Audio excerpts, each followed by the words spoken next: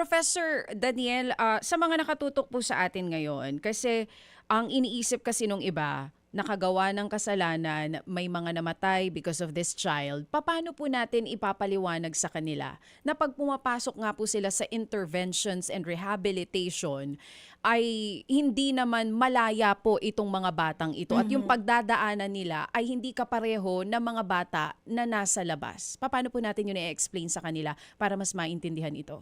mhm.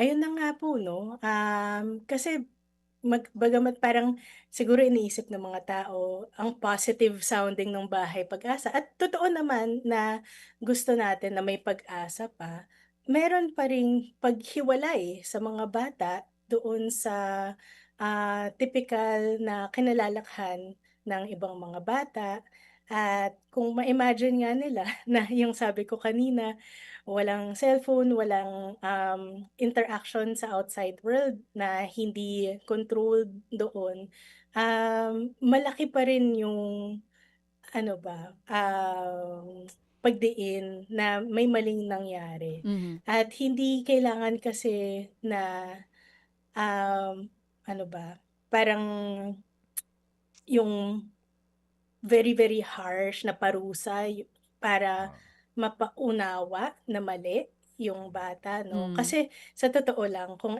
effective yung intervention at na-realize talaga nung bata kung gaano kabigat yung ginawa niya, yung guilt Mhm. na mararanasan nila at yung kagustuhang magbago, yun naman yung gusto natin 'no.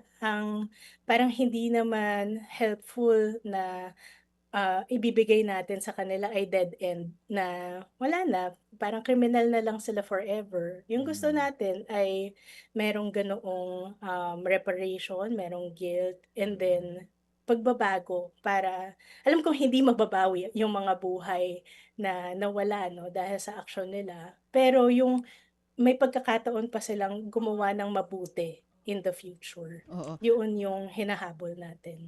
Mga kapatid, patuloy po kayong tumutok sa 105.9 True FM para sa totoong balita, impormasyon, music, and entertainment. Mag-subscribe sa aming YouTube channel at podcast at sundan nyo kami sa Facebook, Instagram, X at TikTok sa True Network PH. Bisitahin din po ang aming official website, truefm.ph.